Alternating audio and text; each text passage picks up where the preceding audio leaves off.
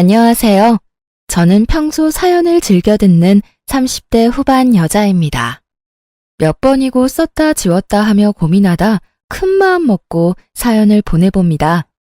저는 만삭의 몸으로 남편이라는 놈과 이혼하게 되었는데요. 오죽했으면 제가 출산을 얼마 남기지 않고 이혼까지 결심하게 되었는지 들어봐 주실래요? 남편과 전 소개팅으로 처음 만나게 되었어요. 처음 남편이 그렇게까지 제 마음에 쏙 든 건 아니었는데 예의상 몇 번 식사 자리를 가시다 보니 점점 마음이 가더라고요. 그렇게 시작된 연애가 1년이 되고 2년이 되고 3년이 되었어요. 자기야, 우리 이제 연애 그만할까? 뭐? 갑자기 그게 무슨 말이야? 헤어지자는 말이야? 아니, 이제 연애 그만하고 결혼하자고. 나 자기랑 이제 한 집에서 살고 싶어. 고민이 되더라고요. 남편을 사랑하는 건 맞지만 그때까진 결혼 생각이 크지 않았던 터라 이렇게 결혼해야 하는 것이 맞는 것일지 하는 생각이 들었어요. 저의 그런 고민을 눈치챈 남편은 앞으로 더 잘할 테니 자신을 믿어달라고 하더군요. 그 뒤론 남편은 저에게 정말 헌신적으로 잘해주었고 전 살면서 이렇게 저를 아껴주고 사랑해주는 남자가 또 있을까? 하는 생각이 들더라고요. 결국 전 남편의 프로포즈를 승낙했고 그렇게 저흰 결혼하게 되었어요. 결혼을 할 당시 저흰 부모님의 도움을 받지 않고 오로지 저희가 가진 돈으로 결혼했어요. 양쪽 집이 어렵다거나 그런 이유는 아니었어요. 많진 않았지만 그간 회사 생활을 하며 저희도 그간 모은 돈이 있었기에 굳이 손을 벌리고 싶지 않았기 때문이었어요. 시댁은 어머님 혼자 계셨는데 아버님은 일찍 돌아가시고 어머님이 혼자 남편과 남편보다 3살 어린 시누이를 키웠다고 하더라고요. 그 어려운 상황에서도 아들, 딸 모자람 없이 넉넉한 환경에서 키워주셨다는 말을 듣는데 어머님 참 대단하시다는 생각과 함께 존경심마저 들었어요. 저희 부모님도 저와 생각이 같으셨는데 결혼 반대는커녕 시댁에 잘하라는 말씀과 함께 저의 결혼을 응원해 주셨어요. 그렇게 결혼을 하게 된 저흰 여느 부부와 다름이 없는 평범한 부부였어요. 때론 다투기도 하고 다투고 나면 서로 자존심에 말도 하지 않기도 하고 그러다 또 언제 그랬냐는 듯이 풀려 함께 시간을 보냈죠. 남편과 전 장난치는 걸 좋아해서 싸움의 끝은 꼭 가벼운 장난을 치며 화해하곤 했어요. 저희는 그렇게 평범하게 살아가고 있었어요. 적당한 시기에 임신도 했고요. 다만 유산기가 보인다며 제가 갑자기 휴직하게 된 것이 사건이라면 사건이 될 수도 있을 만큼 평범하고 평화로웠죠.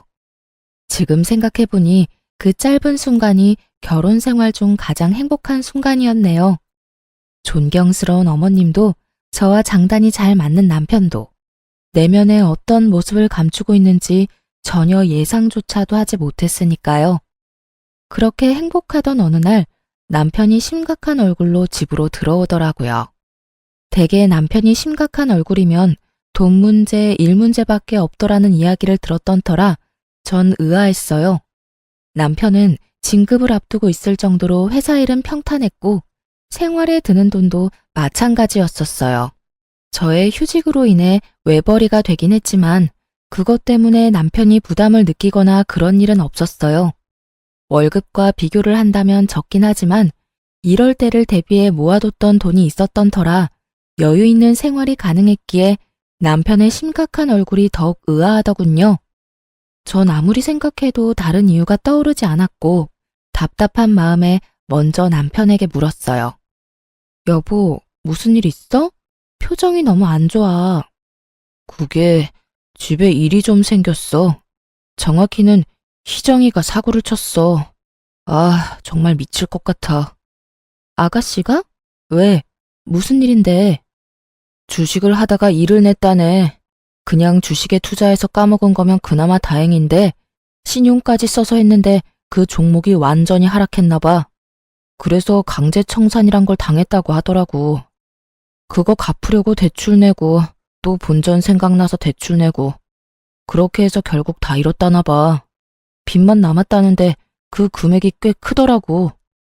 남편의 표정이 어두웠던 이유는 다름 아닌 남편의 동생 시누이 때문이었어요. 그때 당시 주식에 대해선 전혀 알지 못하는 저도 주식시장이 좋지 않다는 것 정도는 알고 있었는데 하필 이럴 때 왜 주식을 한 것인지 저로서는 이해가 되지 않았어요. 거기다 신용까지 썼다니 탄식이 나오더군요. 인터넷에서 주식 신용 써서 깡통 찼다는 사람을 보며 혀끝을 차곤 했었는데 그런 사람이 먼 곳에 있는 것이 아니더라고요. 뭐? 주식? 그러면 요즘 아가씨가 한다는 공부가 주식 공부였던 거야? 정말 미치겠다. 그래서 빚이 총 얼만데? 2억. 뭐? 2억? 2천만 원도 아니고 2억. 2억. 진짜 어떻게 해야 할지 모르겠어. 이자도 한두 푼도 아니고. 그렇다고 해서 젊은 애 신용불량자 만들어서 인생 망치게 할 수도 없고 말이야. 간도 크다 했어. 어떻게 그 큰 돈을 날릴 수가 있는지. 남편은 연신 한숨만 내쉬었고 저도 고민이 깊어졌죠. 제가 알기론 어머님도 하시던 일을 다 접으시고 그간 모아두셨던 돈으로 생활하시던 터라 상황이 좋지 않은 것으로 알고 있었기에 해결 방안도 없다는 사실을 잘 알고 있었기 때문이에요. 그렇다고 저희에게도 그 큰 돈이 있을 리가 없었고 저희가 대출을 내서 아가씨의 대출을 막아주는 건 더 말도 안 되는 것이기에 정말 도저히 방법이 보이지 않더군요. 집안엔 한숨만이 가득했고 누구도 섣불리 말을 꺼내지 못하고 있을 때였죠. 오늘 장인어른 생신이잖아. 일단 가자. 지금 출발해도 늦어. 아니야. 당신은 오늘 그냥 집에 있어. 나 혼자 다녀올게. 에이, 그런 게 어디 있어. 아무리 상황이 이래도 장인어른 생신인데. 가서 얼굴 뵙고 축하해드려야지. 얼른 가자. 저의 만류에도 남편은 기어코 저를 따라 나서더군요. 참 고마웠어요. 만약 입장을 바꿔 저였다면 어머님의 생신을 챙겨드릴 정신 따윈 없었을 것 같았으니까요. 그렇게 남편은 친정에 함께 갔고 아무렇지 않은 척하려고 노력하는 것 같았지만 부모님의 눈을 속일 순 없었어요. 언뜻 보이는 남편의 어두운 표정을 보신 부모님은 식사 자리가 끝나자 기다렸다는 듯 물으시더라고요. 박서방, 무슨 일이 있어? 표정이 영 안 좋은데. 네? 아닙니다, 장인어른. 일은 무슨요. 요즘 회사 일이 바빠서 조금 피곤한 것 빼곤 아무 일 없습니다. 거짓말할 생각하지 말게. 부모가 되어보면 다 보인다네. 내 자식이 무슨 일이 있구나. 고민이 깊구나. 이런 건 그냥 다 보인다고. 오늘 자네가 들어오는데 무슨 일이 있구나 싶었으니 숨길 생각 말고 말해보게. 다 알고 있다는 듯 추궁 아닌 추궁하는 아빠에게 더 이상의 거짓말은 소용없는 짓이었고 남편 역시 그렇게 느꼈는지 사실대로 털어놓더군요. 그게 사실은 집에 일이 좀 생겼습니다. 동생이 주식을 하다가 빚을 많이 내게 됐다는 사실을 알게 돼서. 죄송합니다, 장인어른. 좋은 날인데 표정 관리 하나 잘 못하고. 그런 일이 있었구먼. 그래서 빚이 얼마나 되길래 자네 안색이 이렇게나 좋지 않은 게야? 그게 2억 정도 된다고 합니다. 생각보다 큰 금액이긴 하군. 자네 걱정이 많았겠어. 괜찮습니다, 장인어른. 어떻게 해서든 해결해 볼 테니 걱정하지 마십시오. 아빠도 적잖게 놀란 눈치더군요. 왜 안 그렇겠어요? 2억이 누구 집 개 이름도 아니고 20대 아가씨가 그렇게 큰 돈을 주식으로 날렸다는데 놀라시는 게 당연했죠. 그렇게 한참을 고민에 빠져 계시던 아빠는 방으로 들어가시더니 종이와 펜을 들고 다시 저희 앞에 앉으시더라고요. 일단 돈은 내가 마련해 줄 테니 급한 불부터 끄세. 아닙니다. 금액이 너무 크기도 하고 제가 무슨 염치로. 제가 알아서 해보겠습니다. 말씀만으로도 너무 감사합니다, 장인어른. 자네 말대로 그 큰 금액을 자네가 무슨 수로 마련한단 말인가? 이럴 땐 그냥 감사합니다 하고 받는 걸세. 염치가 밥 먹여준다나? 돈이라도 만들어준다나? 그런 건 일단 급한 불부터 끄고 생각하는 걸세. 그리고 그냥 준다는 거 아니네. 여기 이 종이에 차용증 쓰게. 달마다 조금씩 갚아 나가게. 그게, 그래도 제가 염치가 너무 없습니다. 얼른 적게. 늙으니 팔 떨어지겠네. 장인어른, 너무 감사합니다. 정말 감사합니다. 정말 이 은혜 잊지 않겠습니다. 마음고생이 심했는지 남편은 울더라고요.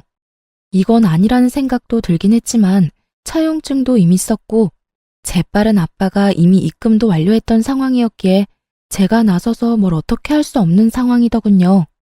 상황도 그랬지만 재차 감사하다며 우는 남편을 보니 안쓰럽기도 해 괜히 입대지 말고 남편을 믿어보기로 했어요. 남편은 제 걱정과는 달리 성실히 변제를 해나가더군요. 저에게도 더 잘해주고요. 주말엔 꼭 저를 데리고 친정으로 가 시간을 보내주고 임산부의 특권인 새벽에 뜬금없는 음식 찾기도 마음껏 누리게 해주었어요. 여보, 왜 그러고 있어? 그게 나 냉면이 너무 먹고 싶어. 그 냉면 안에 들어있는 무절임 김치를 너무 먹고 싶어. 그거에 갈비 싸 먹으면 너무 맛있을 것 같아. 어이구, 그런 거면 진작 날 깨웠어야지. 당신 내일 출근도 해야 하는데 어떻게 깨워? 그래도 깨워. 괜찮아. 임신했을 때 먹고 싶은 거 못 먹으면 미운아가 나온다고 그러더라. 그러니까 먹고 싶은 거 있으면 내가 밤 꼴딱 새우고 겨우 눈 붙인 상황이라도 무조건 깨워. 알겠지? 고마워. 그러면서 밝게 웃는 얼굴로 냉면과 갈비를 구하러 나가는 남편의 뒷모습을 보는데 눈물이 다 날 정도로 참 행복하더군요. 마음 편히 잘 먹고 잘 지낸 덕에 아기는 저의 뱃속에서 무럭무럭 잘 자라주었고 안정기를 지나 만삭이 되었어요. 그렇게 5개월이 지났고 전 출산을 앞두고 있었습니다. 출산 경험이 있으신 분들이면 다들 아시다시피 그맘때쯤엔 다들 출산 가방을 몇 번씩 쌌다가 풀었다가 하시잖아요. 저도 마찬가지였어요. 여기저기 검색을 해보고 필요하다 싶은 물건을 고르고 골라 가방을 싸고 있었죠. 현관문 열리는 소리에 시계를 보니 벌써 남편 퇴근 시간이 되었더라고요. 저는 아차 하는 마음에 현관으로 달려나가 남편을 맞이했고 저를 바라보는 남편의 얼굴은 어두웠어요. 전 불안했어요. 남편의 표정이. 딱 아가씨가 돈 사고를 쳤을 때와 똑같았기 때문이었죠. 전 불안감을 애써 감추며 남편에게 물었어요. 여보, 또 무슨 일 있는 거지? 아, 정말 미치겠다. 긴 한숨을 내쉬던 남편은 아무런 기력도 남아있지 않는 듯 소파에 기어가듯 걸어가 몸을 기대더군요. 이거 진짜 큰일이구나 싶더군요. 심상치 않은 일이 또 일어났음을 직감적으로 느낄 수가 있었어요.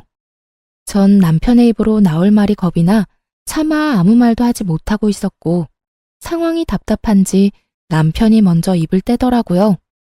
아, 희정이가 이번엔 비트코인을 했대. 주식도 중독성이 강하다고 하더니 결국 또 사고를 쳤어. 애초에 그 2억을 해주면 안 되는 거였나 봐. 한번 갚아줬더니 애가 그래도 된다고 생각하는 걸까? 아님 돈이 돈 같지 않게 느껴지는 걸까? 아, 내 핏줄이지만 이해가 안 된다 정말. 기가 막히더군요. 그 큰 돈을 해결해준 지 1년도 되지 않았는데 또 똑같은 짓으로 빚을 졌다니. 염치가 없어도 어쩜 그렇게도 없을 수가 없는지. 그래도 남편의 가족이니 남편 앞에선 심한 욕도 하지 못하고 답답해서 미칠 지경이더라고요. 전 끓어오르는 화를 겨우 누른 채 물었어요. 그래서 이번엔 또 얼만데? 또 억 단위야? 아니, 다행이라고 하기도 뭐하지만 억 단위는 아니더라고. 그게 5천만 원 정도 된다고 하더라. 5천만 원이나 돼? 엄마는 그냥 나가 죽으라 그러고 희정이는 한 번만 더 살려달라고 2번 다신 그런 일 없을 거라고 그러는데 내가 진짜 미치겠더라니까. 아무것도 못하게 손을 묶어놓을 수도 없는 노릇이고 어떻게 해야 할지 모르겠어. 내가 진짜 이런 말까지 하고 싶지 않았는데 아가씨 진짜 해도 해도 너무한다. 어머님도 그렇고 당신도 그렇고 힘든 거 뻔히 알면서 왜 그러신데 도대체? 그러게, 그래서 말인데, 나 한동안 장인어른한테 드리는 돈 못 드릴 것 같은데 어쩌지? 우리 아빠 돈은 왜? 설마 아니지? 당신 또 아가씨한테 돈 해줄 거 아니지? 저의 다급한 물음에 남편은 고개를 떨구며 다 기어들어가는 목소리로 답하더군요. 그러면 어쩌겠어. 신불자 되지 말라고 2억은 갚아주고 5천 못 갚아줘서 신불자 만들 순 없잖아. 일단 일부분 먼저 갚아주고 나머지는 달마다 되는 대로 해결해주려고. 이쯤 되니 도저히 참을 수가 없더라고요. 동생이 진 빚 때문에 처가의 돈을 빌려놓고선 또 동생이 진 빚 때문에 처가 돈을 한동안 못 갚겠다니요. 이 무슨 말도 안 되는 상황인가요? 그리고 오빠가 무슨 동네 호구도 아니고 동생이 사고 칠 때마다 도와주면 저와 아기는 어떻게 하나요? 전 입에 개거품을 물 기세로 남편에게 따져 물었어요. 당신 진짜 미쳤어? 우리도 이제 곧 새 가족이 생기는데 아가씨 도와줄 돈이 어디 있어? 그리고 아가씨 도와준다고 아빠한테 빌린 돈을 안 갚는다는 게 말이 돼?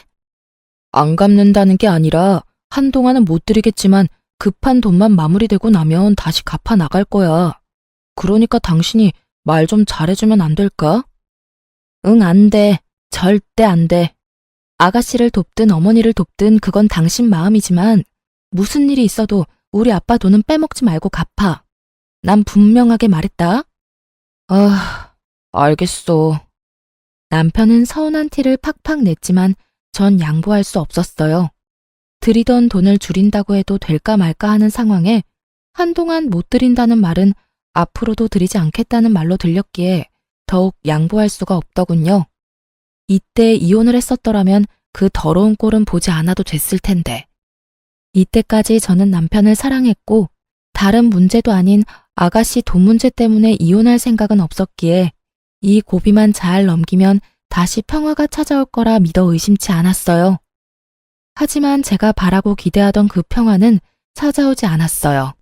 다른 방법을 찾아보겠다고 한 남편은 결국 방법을 찾지 못했는지 아빠에게 돈을 드리지 않았더군요. 이 사실을 알게 된 과정도 참 기가 막혔어요. 전 아무래도 남편에게 너무 냉정하게 말을 한 것 같아 제가 가지고 있던 돈이라도 좀 보태주려고 돈을 보내드렸냐고 물었어요. 여보, 오늘 그날이잖아. 아빠한테 입금해줬어? 어? 당연하지. 겨우겨우 맞춰서 입금해드렸어. 걱정하지 마.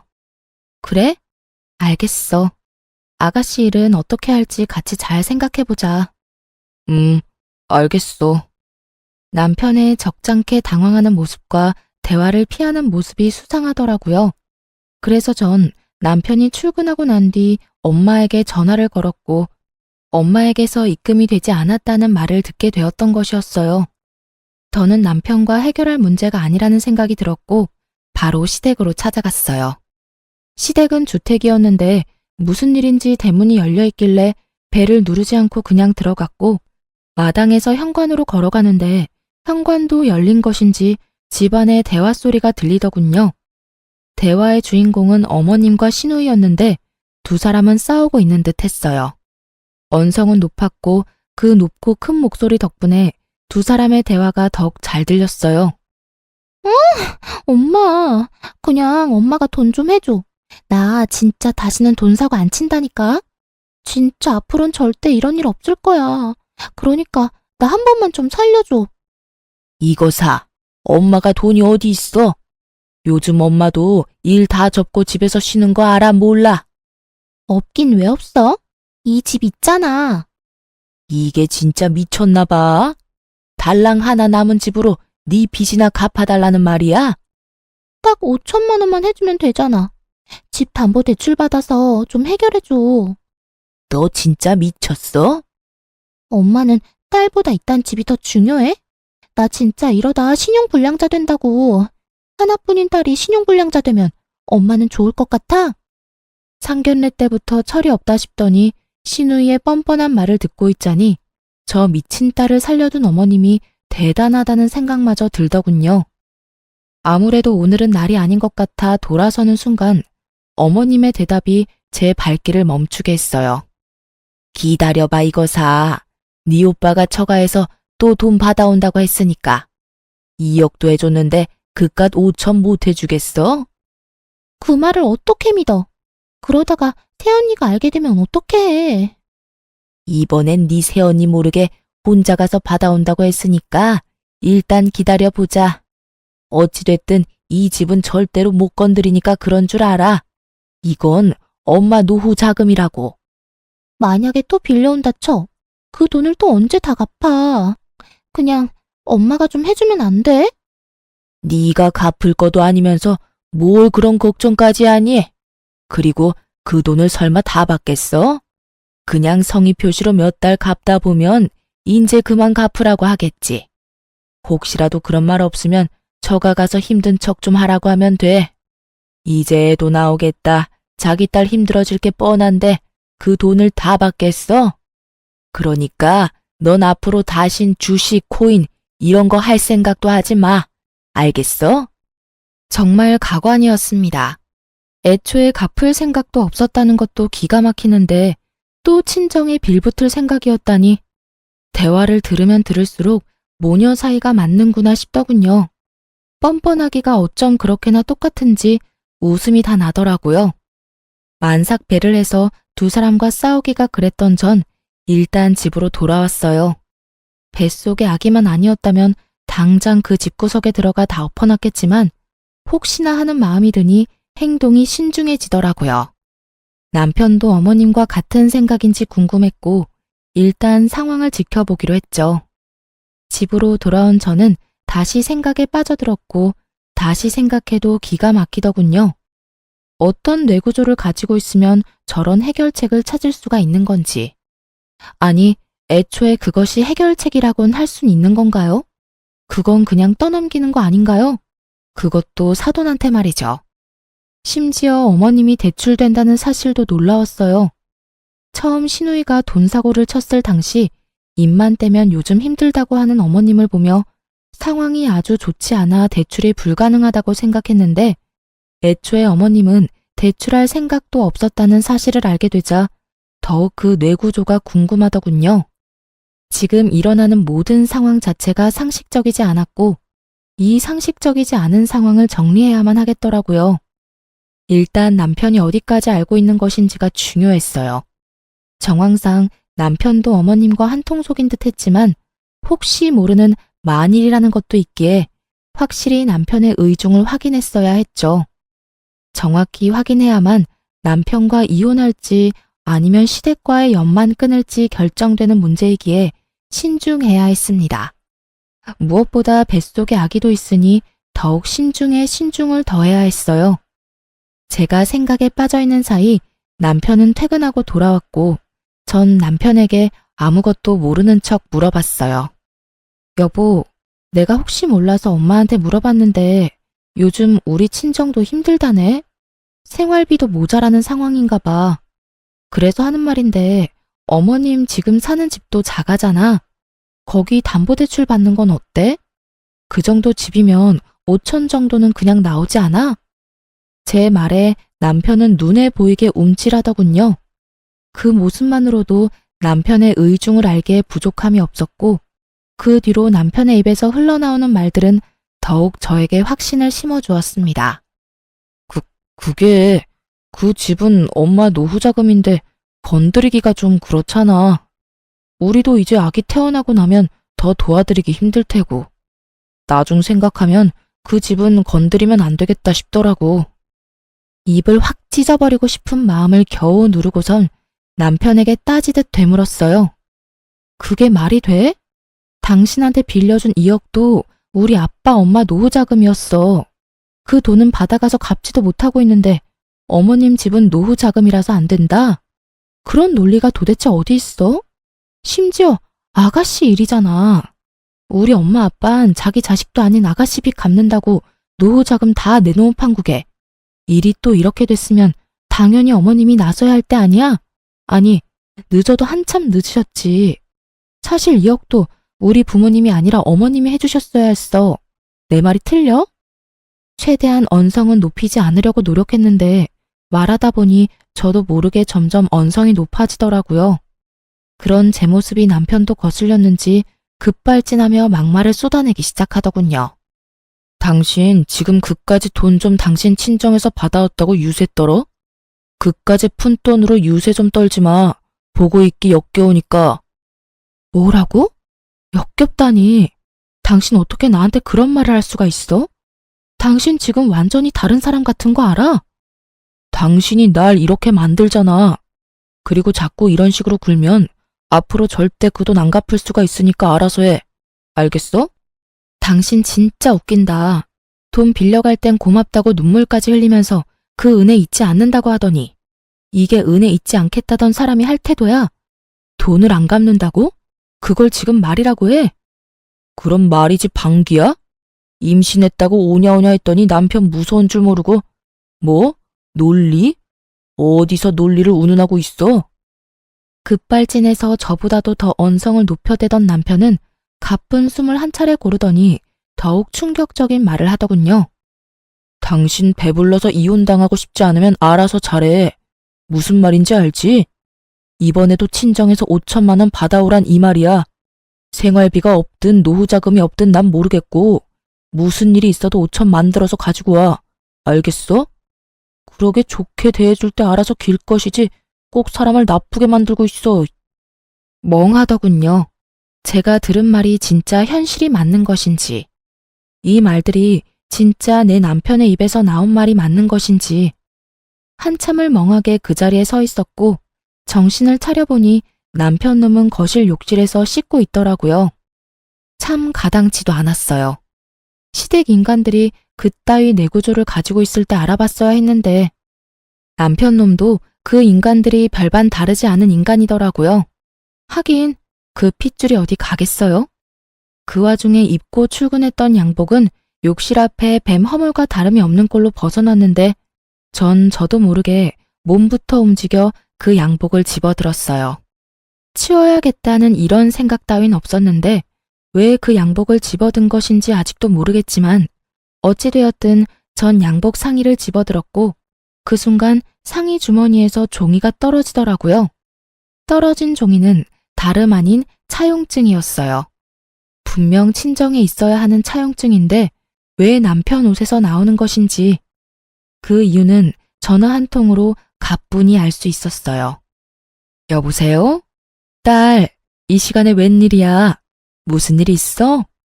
아니, 일은 없는데 물어볼 게 있어서 혹시 박서방 집에 들린 적 있어? 며칠 전에 내 음식 생각나서 왔다면서 점심시간에 왔더라고. 그래서 점심 한 끼 해서 먹였지. 얼마나 맛있게 먹는지. 요즘 집에서 정서방 밥 안 해 먹이니? 아니, 잘해 먹여. 내가 다른 건 몰라도 끼니는 잘 챙기잖아. 하긴 그렇긴 하지. 그런데 그건 갑자기 왜 물어? 그냥 이야기하다가 엄마 집 다녀왔다고 하길래 뭐 했나 싶어서 물어봤어. 엄마 목소리도 듣고 싶어서 겸사겸사 전화했지. 모든 것이 확실해졌어요. 남편 놈은 엄마가 혼자 있는 시간을 노리고 친정에 가서 차용증을 몰래 가지고 나온 것이었어요. 그리곤 그렇게 생각했겠죠. 이제 차용증이 없으니 최악의 경우 그 돈은 갚지 않아도 되겠다 하고요. 뭘 믿고 저렇게도 당당하나 싶었더니 믿는 구석이 고작 차용증이라니. 굴린다고 굴린 머리가 이리도 멍청하다는 사실이 놀랍기까지 했어요. 놀라우면서도 이런 남자를 믿고 결혼하고 임신까지 한 저 자신이 다 한심스러워지더라고요. 남편의 구역질 나는 의중도 잘 알았겠다. 전 더는 망설일 필요가 없었어요. 남편은 제가 만삭이고 곧 아기도 태어날 것이니 아기를 생각해 이혼은 할 수 없어 돈은 마련해 오겠지 하고 생각한 모양인데 절 몰라도 한참 몰랐네요. 전 태어날 아기를 위해서도 이 인간 같지도 않은 기생충 같은 놈과 살 생각이 전혀 없었어요. 그렇게 전 이혼을 위한 준비를 차곡차곡 해나갔습니다. 이혼 전문 변호사를 만나 상담도 하고 부모님께 이혼할 것이라는 말씀도 드렸어요. 처음에는 많이 놀라셨지만 충분히 상황을 설명해드리니 두 분 다 하루라도 빨리 이혼하라고 해주시며 아기는 걱정하지 말라는 말씀까지 해주시더라고요. 그렇게 모든 준비를 마친 전 남편 퇴근 시간에 맞춰 부모님께 집으로 와달라고 부탁을 드렸어요. 제가 모르는 남편의 또 다른 거친 모습이 있을 수도 있기에 혹시나 하는 마음으로 부탁을 드린 것이었죠. 부모님은 흔쾌히 집으로 오셨고 전 안방에서 조금만 계셔달라고 부탁을 드렸어요. 아빠가 화가 많이 난 상태였는데 제가 일단 조금만 기다려달라고 하니 애써 화를 누르셨어요. 그렇게 모든 준비는 끝났고 이제 남편 놈만 기다렸죠. 30분쯤 지났을까요? 아무것도 모르는 남편이 집으로 들어오더라고요. 신발을 벗고 거실에 들어서는 남편 앞을 막고 차용증을 내밀며 물었어요. 이게 왜 당신 손에 있어? 또 무얼 가지고 시비질이냐는 듯 잔뜩 찌푸린 남편의 표정은 순식간에 아연실색이 되더군요. 당신이 이걸 어떻게 이리 내놓지 못해? 말까지 더듬으며 당황하던 남편은 저에게서 차용증을 뺏어가더니 제가 보는 앞에서 찢어버리더라고요. 그 모습이 얼마나 천박한지 그 순간 내가 이런 남자를 왜 사랑했나 싶었어요. A4 용지의 차용증을 손톱 크기로 찢어버린 남편은 저에게 화를 내기 시작했습니다. 그야말로 아무 말 대잔치를 하는 남편을 보는데 정말 뻔뻔하기가 그지없더라고요. 내 옷 뒤졌어? 너 이거 범죄야. 너 이거 도둑질이라고 이 도둑년아. 지금 나보고 도둑년이라고 했어? 애초에 이게 네 손에 있는 것 자체가 이상한 일 아니야? 그래서 뭐 어쩌자고. 네가 뭘 알았든 니까짓게 할 수 있는 거라도 있어? 할 수 있는 거? 있지. 할 수 있는 게 한두 가지가 아닌데 그중 제일 급한 게 이거인 것 같네. 우리 이혼하자. 저의 이혼 통보에 남편은 가소롭다는 듯 저를 보며 비웃더라고요. 그런 남편을 보며 저 역시 비웃어 주었어요. 웃어? 지금 네가 웃을 때야? 잘 생각해, 이 멍청한 여자야. 네가 지금 네가 어떤 상황인지 잘 모르는 것 같은데 너 조금 있으면 출산해. 곧 내 자식을 낳아야 한다고. 그럼 어떻게 해야겠어? 어떻게 하긴 너 같은 놈이랑 이혼하고 혼자 순산하면 되지. 아니지. 지금 나랑 이혼하면 너만 손해야. 알겠어? 너 애 혼자 키울 자신 있어? 난 미리 말하는데 우리 이혼하면 애 키울 생각 없어. 그러니까 꼴에 자존심 부린다고 후회할 짓 하지 말고 내가 저번에 말했듯이 친정 가서 돈이나 받아와. 깔끔하게 5천만 원만 받아오면 내가 다 용서하고 너랑 다시 살아줄게. 물론 애한테 잘할 거야. 아무렴 내 핏줄인데 잘해야지. 남편의 말을 듣고 있는데 이놈의 따귀를 때려줘야 하나 머리채를 잡아야 하나 정말 오만 생각이 다 들더군요. 뱃속의 아기도 잊은 채 저놈을 어떻게 뜯어놔야 제 분이 풀릴까 하는 고민에 빠진 그때 제가 준비한 무대에 또 다른 주인공이 집으로 들어오더라고요. 그건 바로 어머님이었어요. 사연에 나오는 대부분의 시무가 그러하듯 어머님 역시 벨 따윈 누르지 않고 당당히 비밀번호를 누르고 들어오시더군요. 남들이 봤다면 어머님 집이라는 착각이 들 정도의 당당함에 참 어이가 없더라고요. 넌 임신한 게 유세구나. 이 시간에 어른을 오라가라. 말 한마디로 움직이게나 하고 말이다. 그래, 네 말대로 네 남편 퇴근 시간 맞춰서 내가 왔다. 무슨 할 말씩이나 있어서 이 시간에 오라고 한 게야? 어머님은 어른인 자신을 저희 집으로 오라고 한 것에 불만이 큰 듯 저를 매섭게 쏘아보며 말하더군요. 전 그런 어머님의 눈을 피하지 않고 대답해 드렸어요. 저 이 사람이랑 이혼하려고요. 이혼? 너 어디 아프니? 갑자기 무슨 이혼을 한단 말이야? 내가 아는 그 이혼 맞니? 네, 그 이혼 맞아요. 사실 제가 며칠 전에 어머님 댁에 갔다가 들어선 안 될 이야기를 좀 들었거든요. 너 이제 하다 몰래 남의 대화도 엿듣니? 정말 수준하고는. 그래, 말 나왔으니 드러나 보자. 무슨 이야기를 들었길래 이 밤중에 사람을 오라가라 했는지 말이나 해보려무나. 아, 그게요. 어머님이랑 아가씨가 나누는 대화였는데 제가 수준 낮게 굳이 엿듣지 않아도 어찌나 크게도 이야기하시는지 마당에서도 다 들리던데요. 그 돈 무서운 줄 모르는 아가씨는 어머님께 집 담보대출을 해서라도 돈 내놓으라고 난리였고, 어머님은 집은 절대 못 건드린다며 저희 친정에서 네 오빠가 돈 받아올 테니 기다리라고 하시더라고요. 제가 그 이야기를 듣는데 기가 막혀서 한참을 웃었지 뭐예요. 제가 여기 이 자리에서 분명하게 정리해 드릴 테니 잘 들으세요. 너도 잘 듣고. 전 절대 저희 친정에서 5천만 원은커녕 10원도 더 받아올 생각도 없을 뿐더러 앞전에 빌려드린 2억도 1원 한 푼 빼지 않고 다 받아낼 거예요. 아, 그리고 위자료까지 두둑하게 받아내고 이혼할 예정이니 미리 돈이나 준비해 두세요. 어머님 집 담보대출 지금 받으시면 되시겠네요. 제 말에 어머님은 목덜미를 잡고 어버버하고 있었고, 악에 바친 남편놈이 노발대발 화를 내며 소리를 지르더군요. 2억? 차용증도 없는 마당에 네가 무슨 수로 돈을 받아내겠다는 거야? 증거 있어? 내가 2억 빌렸다는 증거 있냐고. 이쯤 되니 정말 이 인간들은 제정신이 아닌 것 같더라고요. 그냥 염치가 없는 정도를 넘어 정신과 치료가 필요해 보이는 수준이었어요. 돈과 엮이면 전혀 다른 사람이 되는 사람들이 있다더니 제 가까운 곳에 그것도 지금까진 가족인 사람이 그런 사람이었다니 참 놀랍기도 하고 무섭기도 하더라고요. 거의 이성이 마비된 듯한 남편의 모습에 제가 흠칫하는 사이 모든 대화를 듣고 있던 아빠가 위험을 감지하셨는지 안방 문을 거칠게 열고 나오셨어요. 아빠는 그 어느 때보다 화가 나 계셨고 아빠를 발견한 남편은 사색이 되어버리더군요. 그랬겠죠. 저희 아빠 직업 군인을 오래 하시다 사회로 나오셔서 건설 쪽에서도 오래 계셨거든요.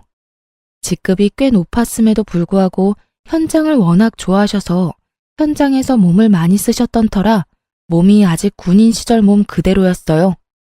거기에다 성격도 불같은 면이 있으신 걸 누구보다 남편도 잘 알고 있었으니 잘못 걸렸다 싶었을 거예요. 이러한 아빠의 성정을 모르는 어머님은 떨고 있는 남편 대신 목소리를 높이기 시작하더군요. 사돈도 계셨군요. 잘 됐네요. 사돈, 글쎄 이 꼴을 보세요. 배는 저만큼 불러서는 사돈 딸 하는 짓거리 좀 보시라고요. 이 시간에 어른을 오라가라 한 것도 기가 막히는데 돈 빌려준 유세도 모자라서 이혼까지 운운하네요. 제가 웬만하면 참아보려고 했는데 저딴 말도 안 되는 말을 말이라고 짓거리는데 도저히 못 참겠네요. 가만히 있지 마시고 얼른 저 물건 홍구멍 좀 내세요. 어머니 말을 가만히 듣고 있던 아빠는 저를 보며 혼을 내기 시작하더라고요. 그 꾸중이 어머님이 요구하는 꾸중과는 달라도 한참 달랐지만요. 너는 내가 그렇게 가르쳤어? 그래, 넌 혼 좀 나야 해. 아주 눈물 쏙 빠지게 혼내셔야 해요. 내가 몇 번이고 말하지 않았느냐.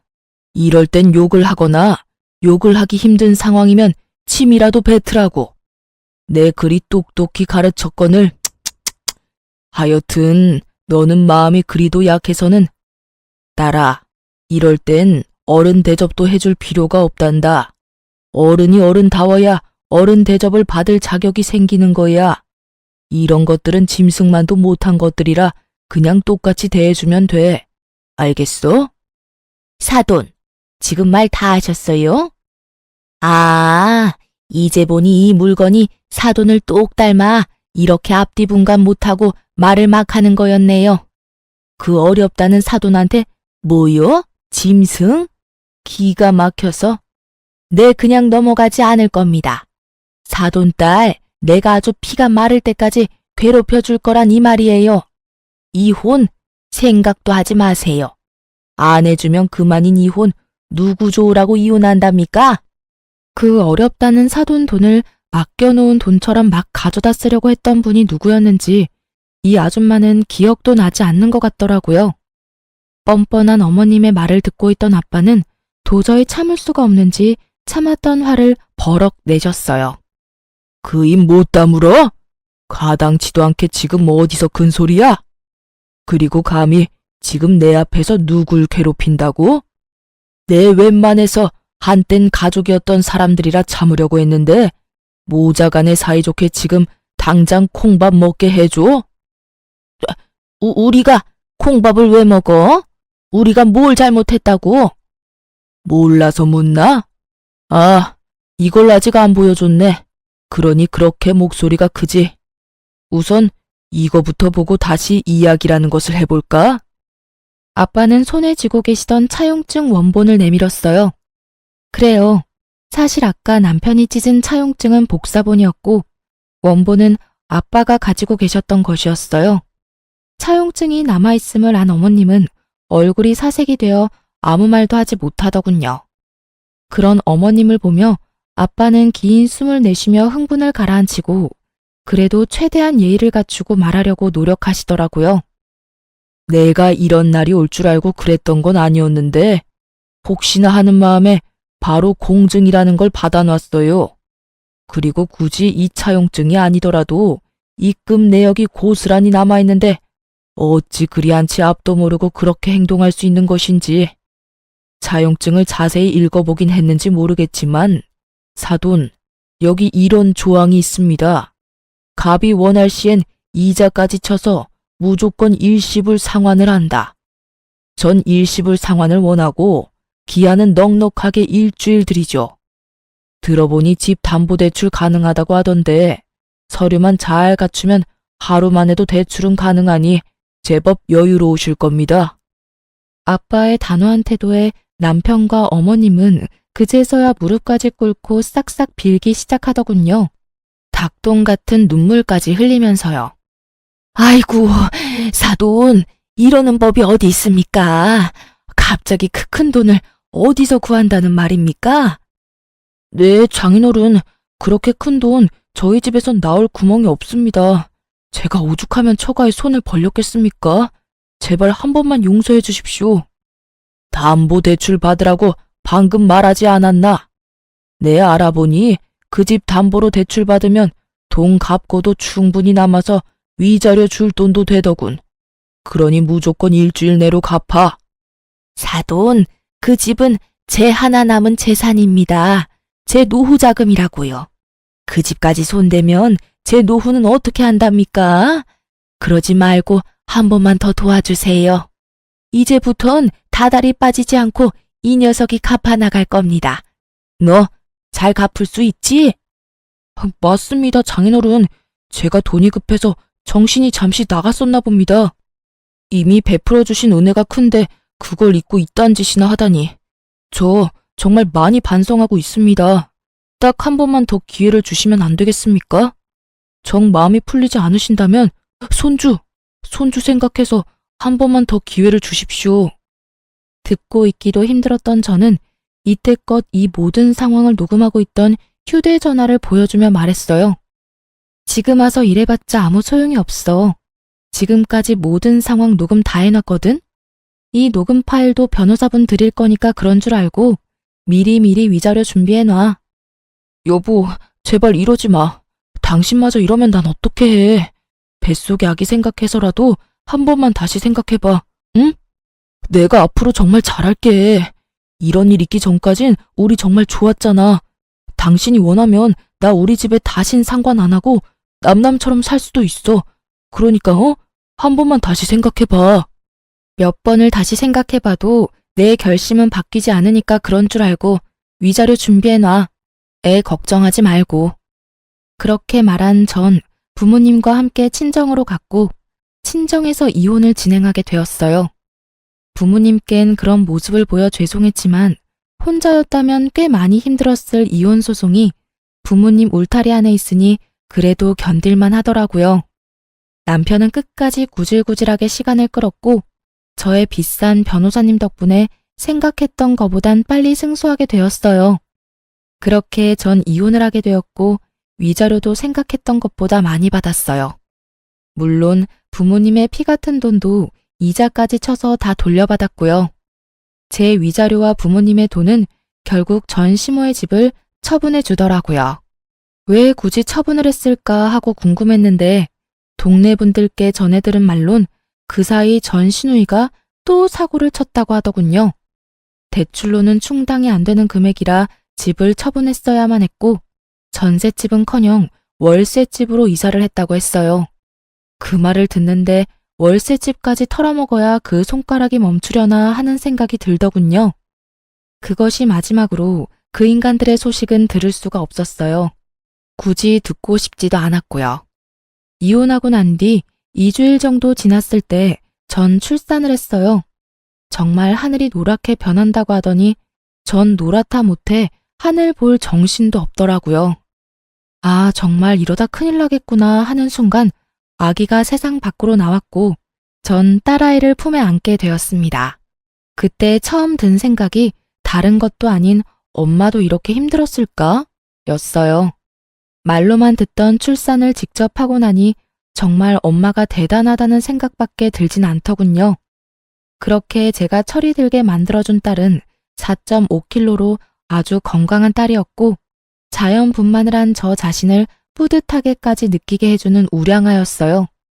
출산을 무사히 마친 전 친정에서 부모님과 함께 지내며 육아를 하고 있어요.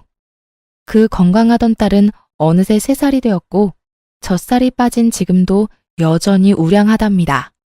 제 새끼라서 그런 것이 아니라 얼마나 귀여운지 동네 어르신들의 사랑을 한몸에 받으며 자라고 있어요. 전 요즘 복직을 준비하고 있습니다. 딸이 조금 크기도 했고 언제까지나 부모님께 신세를 지고 있을 순 없는 노릇이니까요. 새로운 직장을 찾아보던 중 전에 일하던 회사에서 복직하는 것이 어떻겠냐는 제안을 해주셨고 전 감사한 마음으로 받아들였죠. 오랜만에 하는 출근, 설레기도 하고 걱정도 되지만 오랫동안 자리를 비웠음에도 불구하고 두 팔 벌려 환영해준 회사를 위해 이 한 몸 바쳐보려고요. 사실 자신 있게 이혼을 하긴 했지만 걱정이 없었던 것도 아니었어요. 출산도 앞둔 것도 걱정이었지만 혼자 아기를 키운다는 것이 쉬운 문제는 아니었으니까요. 하지만 저의 가장 큰 걱정이었던 딸아이는 다행스럽게도 아직까진 밝고 사랑스럽게 자라주고 있어요. 그런 딸아이를 보며 괜한 걱정이었다는 생각도 드는 요즘이에요. 물론 저렇게 사랑스러운 아이가 조금 더 자라서 사춘기가 된다면 상황이 또 어떻게 달라질진 모르겠지만요. 하지만 전 자신이 있어요. 그 힘든 이혼도 해냈는데 그까짓 거 잘 헤쳐나갈 자신 있습니다. 이로써 길었던 제 사연도 끝입니다. 저의 긴 사연 들어주셔서 감사합니다, 여러분.